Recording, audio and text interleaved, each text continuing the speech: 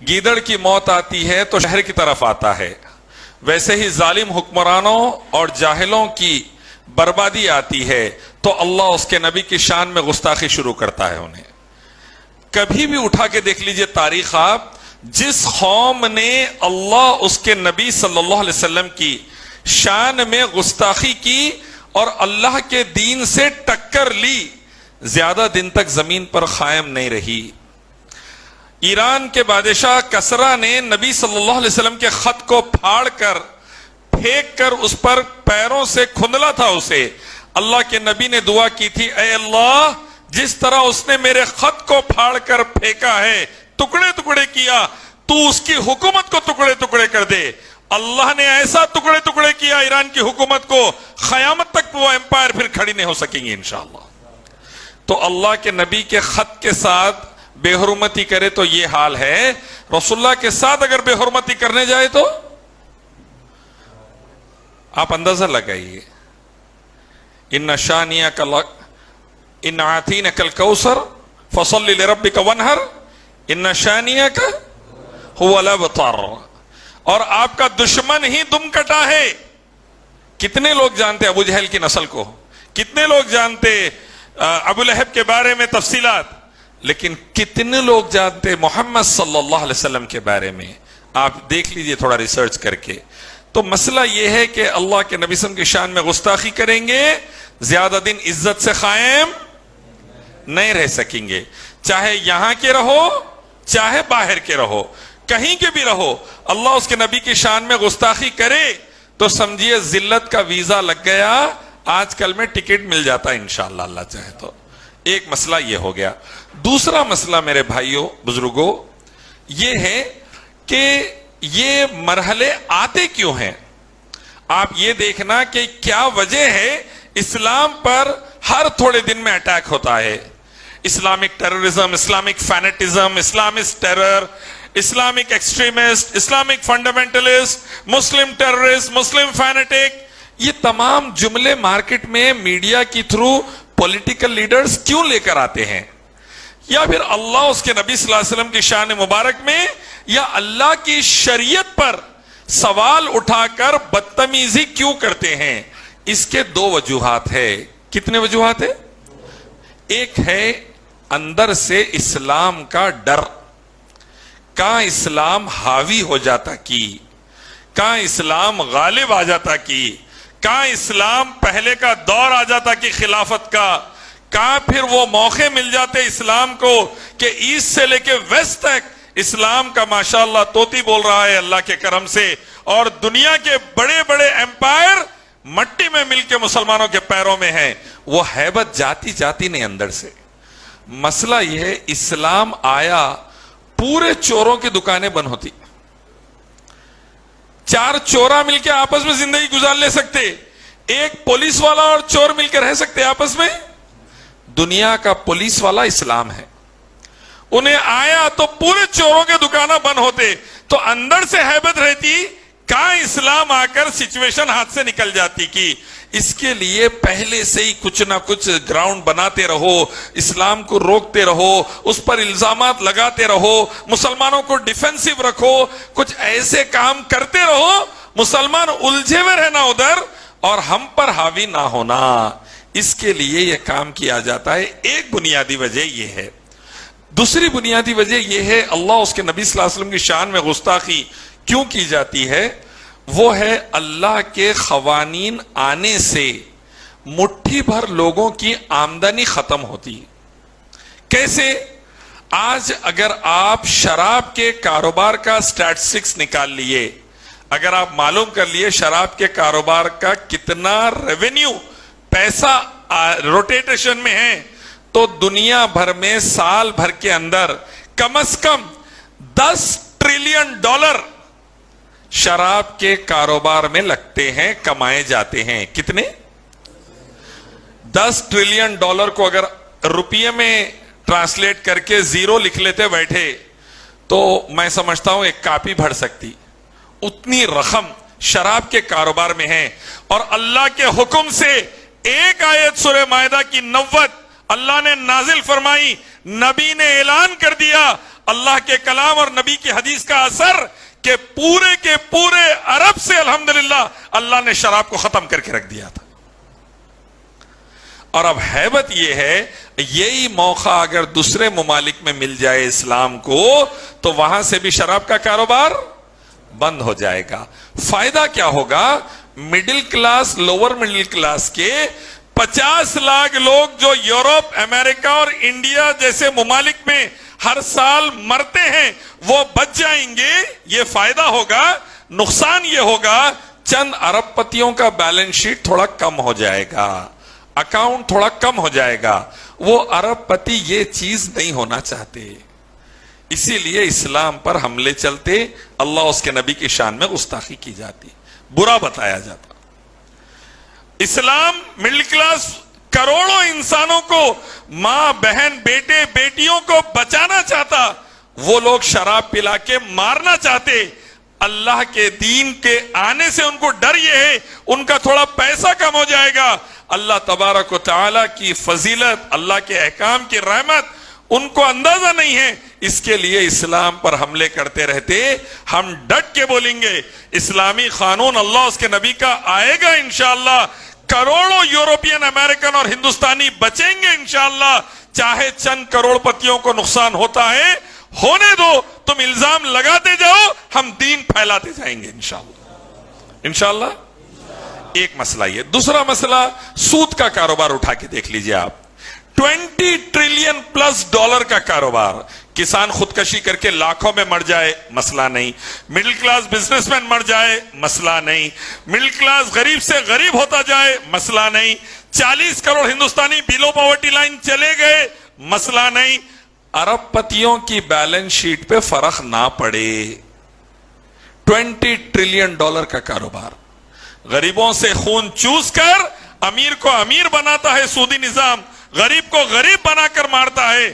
اللہ تعالیٰ نے ایک آیت کے ذریعے, نبی کے ایک حکم کے ذریعے الحمدللہ کروڑوں مسلمان سود کی لعنت سے نکل گئے اللہ کے کرم. یہ رحمت, یہ برکت, یہ فضیلت یورپ اور امریکہ میں کہیں آ جائیں گی, کہاں کروڑ پتیوں کے کاروبار کو نقصان پہنچ جائیں گا. یہ ڈر کے اسلام پر حملے, اللہ اس کے نبی کی شان میں گستاخی کی جاتی ہے. اب تو پریسیڈنٹ بھی اتر جا رہا, پرائم منسٹر بھی اتر جا رہا, گورنر بھی اتر جا رہا. کیوں؟ کیونکہ وہ آخری ٹمٹماتا چراغ ہے. جیسا میرے استاد ابوبکر حقانی حفظہ اللہ نے ابھی کہا ہے, اللہ ان کو حیات دے, انہوں نے کہا کہ یہ آخری بس بھڑکتا چراغ ہے. وہ ہیبت ہے کہاں اسلام گھسیں گا اور پورے کے پورے یورپ اور امریکہ پر غالب آ جائیں گا, کہاں ہمارے حرام کے کاروبار بند ہو جائیں گے. تو وہ ہیبت کی وجہ سے اٹیک کیا جاتا ہے. اسلام آیا, سودی نظام گیا, کروڑوں غریبوں کا, اربوں غریبوں کا فائدہ ہو جائے گا. زکات کا نظام آئے گا, اربوں لوگوں کا فائدہ ہوگا, چند کروڑ پتیوں کا نقصان ہوگا. اگر سامنے والا الزام لگاتا ہے تو لگانے دے, ہم ڈٹ کے بولیں گے بلا سودی اسلامی نظام دنیا میں لائیں گے انشاءاللہ, اور سودی نظام کو ختم کریں گے, چاہے فرانس کا صدر ٹھہرے, چاہے امریکہ کا صدر ٹھہرے. تاریخ میں ایسے لوگ مٹی میں ملے ہیں, فیوچر میں بھی ملیں گے انشاءاللہ ثم انشاءاللہ. اللہ کے قانون کو ہم بتا کر رہیں گے انشاءاللہ. انشاءاللہ. اور ایک تیسری بات, اپنی بات کو ختم کرنے سے پہلے, امریکہ سے لے کے یورپ سے لے کے ہندوستان تک ہم نے لیٹسٹ سروے نکالا ہے. کم از کم 5 کروڑ سے زیادہ لڑکیاں 11 سال کی عمر سے لے کے, زیادہ بول رہا ہوں میں, جبکہ ہم نے بنارس میں وارانسی کے اندر مودی جی کی کنسٹیکوینسی میں ہم نے اسٹیٹسٹکس نکالا, 6 سال کی بچیاں بھی انوالو ہے. 6 سال کی بچی سے لے کے لگ بھگ 45-50 سال کی عورت تک 5 کروڑ سے زیادہ لڑکیاں روزانہ اپنا جسم بیچتی ہے. امریکن روڈ پر بیچ رہی ہے, یورپین روڈ پر بیچ رہی ہے, فرینچ لڑکیاں اپنی عزتوں کو نیلام کر رہی ہے, لاکھوں میں نہیں ملینز میں. 1 ملین 10 لاکھ کا ہوتا ہے, ملینز میں روزانہ. اور اللہ کا دین آئے گا, زنا کو مشکل کر دے گا, نکاح کو آسان کر دے گا. اللہ کا دین آئے گا, معصوم بچیوں کے جسم کو درندے روز رات میں نہیں نوچ سکیں گے. اللہ کا دین آئے گا، ہر ایک ماں بہن بیٹی اور بیوی کی عزت محفوظ رہے گی. اللہ کا دین آئے گا تو اللہ تعالیٰ سب کے لیے رحمت اور سلامتی لے کر آئیں گے. ایڈز اور گونوریا جیسے بیماریوں سے نسل بچ جائے گی اور حلال کی نسل پیدا ہوگی. اور حلال کی نسل سے سب سے زیادہ تکلیف کس کو ہوتی بھائی؟ حرام کی نسل والوں کو. جو 15 سال کا اسٹوڈنٹ تھا اسکول میں، 3 بچوں کی اماں اپنی ماں جیسی ٹیچر کے ساتھ جو پریزیڈنٹ عیاشی کر کر اپنی زندگی کو آگے بڑھایا، انہیں دوسرے کی ماں بہن بیٹی کی عزت سمجھ سکیں گا؟ جب خود کی ماں بہن بیٹی کی عزت سمجھ میں نہیں آ رہی تو سید الانبیاء، شافی محشر، مقام محمود کے مالک، صاحب براق و قرآن کی عزت سمجھ میں آتی نہیں آتی. کیوں نہیں آتی؟ کیونکہ تمہارے ذہن میں وہ چیز آئی نہیں جس کو اللہ کی رحمت اور فضیلت کہتے ہیں، جس کو حفاظت کہتے ہیں، جس کو شریعت کہتے ہیں. تو اگر اللہ کا قانون آیا تو کروڑوں کروڑوں یورپین اور امریکن بیٹیاں، انڈین بچیاں تمام قسم کے فاحشہ حرکتوں سے بچ جائے گی، عزت کی زندگی گزارے گی. چند لوگوں کے کاروبار متاثر ہوں گے، کروڑوں بیٹیوں کی عزت بچ جائے گی. یہ منظور نہیں ہے. اسی لیے اللہ اس کے نبی پر الزام، اللہ اس کے نبی کی شان میں گستاخی اور اللہ کے دین پر الزام لگائے جاتے ہیں. تو سمجھ گئے آپ لوگ؟ پولیس والا آیا تو ڈر کس کو ہوتا؟ چور کو. پولیس والا آیا تو ڈر کس کو ہوتا؟ بیوڑے کو، پینے والے کو. پولیس والا آیا تو ڈر کس کو ہوتا؟ جواری کو. پولیس والا آیا تو ڈر کس کو ہوتا؟ زانی کو. اس لیے اللہ کا دین جب آتا ہے، ان الدین عند اللہ الاسلام بولتے ہوئے اور آگے بڑھتا ہے، تو تمام چور، ڈاکواں، زانیاں، شرابیاں، جواریاں، نمبر 1 کے بیوڑے جو ہے ان کو اندر سے ہیبت شروع ہو جاتی. کہاں ہمارا شٹر گرتا کی بلکہ. تو بھائیو، بزرگو، دوستو، ایسے موقع کو فائدہ بنا کر ہم اللہ کے دین کو پھیلائیں گے انشاءاللہ. ہم اللہ کے دین کو عام کریں گے انشاءاللہ اور شریعت کو عام کریں گے. ٹی وی پر مجھ سے پوچھ رہے ہیں، الیاس بھائی ایک کارٹون اگر آ گیا کوئی بلڈنگ پر فرانس کے صدر کے حکم سے تو اس میں اتنی ہاہاکار کیوں مچ جاری؟ میں بولا بھیا انہوں تھوڑے دن پہلے شری رام اور سیتا جی کا کارٹون بھی سینڈلوں پہ بنا دیے، جوتوں پہ بنا دیے تھے. نہیں آپ مثالیں مت دیجئے، برا لگا نا بولا میں. تھوڑے دن پہلے مودی جی کا بھی انہوں کارٹون ٹوائلٹ پیپر پہ بنا ڈالے تھے. تکلیف ہوئی؟ دیکھو آپ کو ان سے نسبت ہے، ہم کو کائنات کے رب اللہ اور سید الانبیاء رحمت اللہ العالمین سے نسبت ہے. ہماری نسل قربان اللہ کے نبی کی عظمت پر انشاءاللہ. ہم خاموش نہیں رہیں گے، اٹھیں گے، قال اللہ قال رسول اللہ، توحید و سنت بیان کریں گے انشاءاللہ. شرک و بدعت کا خاتمہ کریں گے، اللہ کی شریعت بیان کریں گے، انسانی قوانین کی کمزوریوں کو بتائیں گے، اور یقیناً یہ دین غالب تھا، انشاءاللہ غالب رہے گا انشاءاللہ. مسلمان کمزور ہوئے تھے شرک و بدعت میں پڑھ کر، ورنہ اللہ کا دین کبھی نہ کمزور ہوا تھا نہ قیامت تک کبھی کمزور ہوگا. اللہ ذی القوت المتین کا دین ہے، مضبوط تھا، مضبوط ہے، مضبوط رہے گا. عبدالحادی مدنی حفظ اللہ نے ہم سے کہا تھا، 20 سال پہلے نصیحت کی تھی دائیوں کو کہ دین اللہ کا ترقی کرنے والا ہے، تم جڑ جاؤ تم بھی ترقی کرو گے، چھوڑ دو گے تو تم جہاں کے وہیں رہو گے، اللہ کا دین آگے نکل جائے گا. تو بھائیو، بزرگو، دوستو، کامیابی انشاءاللہ دین والوں کی ہے انشاءاللہ. اور اب آخری 2 منٹ بچے ہیں، 2 منٹ کی بات سمجھا دو. جب امت خود اللہ کے نبی کو روڈوں پہ نبی نبیہ بول کر بے حرمتی کر رہی، گندے گندے قوالیوں میں اللہ کے نبی کا نام لا رہے، وہاں ناچنے والی ناچ رہی سامنے، یا قوالی چل رہی، محمد فلاں، محمد. تمہارے باپ کو پکارتے ایسے، آپ کے ابا کو پکارتے ایسا؟ پوچھئے جا کے.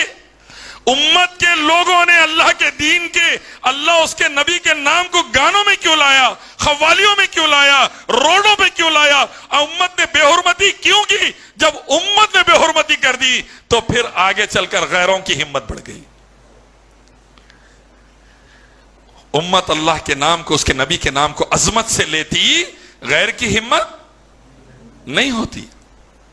ہم نے اللہ کے نبی کے نام کے ساتھ کھلواڑ کیا. اسی لیے آج گلی گلی ذلت نصیب ہو رہی ہے. ابھی بھی وقت ہے بھائیو بزرگوں دوستو, توحید و سنت کی طرف آئیں, شرک و بدعات سے توبہ کریں. تمام ہندوستان اور دنیا کے مسلمانوں کو بھی میرا نصیحت ہے, شرک و بدعات سے, گندے گندے قوالیوں سے, حرام قوالیوں سے, شرک والے قوالیوں سے, ناچنے گانے والے محفلوں سے جہاں اللہ کے نبی کے نام کی بے حرمتی ہوتی ہے, اپنے آپ کو دور رکھیں, توبہ استغفار کریں, اور اللہ کے کلام کو پڑھتے ہوئے, نبی کے حدیث کو پڑھتے ہوئے اللہ ہی کی عبادت اور محمد صلی اللہ علیہ وسلم کی سنتوں کو اپنائیں. انشاءاللہ وہ دن دور نہیں. ہم پہلے بھی رولرز تھے, آئندہ بھی انشاءاللہ رولرز رہیں گے انشاءاللہ. مجھ سے وہ ایک ہی بات کہی گئی بیچ میں, 5 ایکڑ لے لیجئے بابری مسجد کی جگہ پر, اس کے بدلے میں بولا 5 کیا رے بابا, 10-15 ایکڑ دودھ والے دھائے والوں کو بانٹ دیتے تھے ہم لوگ اللہ کے کرم سے. تو یہ 5 ایکڑ کا بھاگیہ نگر بھاگمتی پسند آئی تو شہر ہی پسند آلے ہم. معلوم آپ کو حیدرآباد کا نام بھاگمتی بھاگیہ نگر دودھ والی تھی, سیٹنگ جم گئی, نکاح ہو گیا, حیدر محل نام دے ڈالے, حیدر محل, اس سے حیدرآباد ہے. معلوم آپ لوگوں کو, تاریخ پڑھیے, جیسا ابھی عبدالعزیز بھائی نے کہا ہے, معلومات حاصل کیجئے, نالج گین کریے. اللہ تعالیٰ سے دعا ہے رب العالمین کہنے سننے سے زیادہ عمل کی توفیق نصیب فرمائے, اللہ کے کلام اور نبی کی حدیث کو پڑھنے والا بنائے, اللہ تعالیٰ ہم کو دین پھیلا کر نافذ کرنے والا بنائے, اللہ اس کے نبی کے نام کی عظمت کے لیے کھڑا ہونے والا بنائے, اور غیروں میں اپنوں میں دین کا صحیح میسیج دے کر اللہ اس کے نبی کے احکام کو اچھے سے نافذ کرنے والا بنائے. اللہ اس کے دین پر زندہ رکھے, دین پر خاتمہ فرمائے. سبحان ربک رب العزت عما یصفون, والسلام علی المرسلین, والحمد للہ رب العالمین.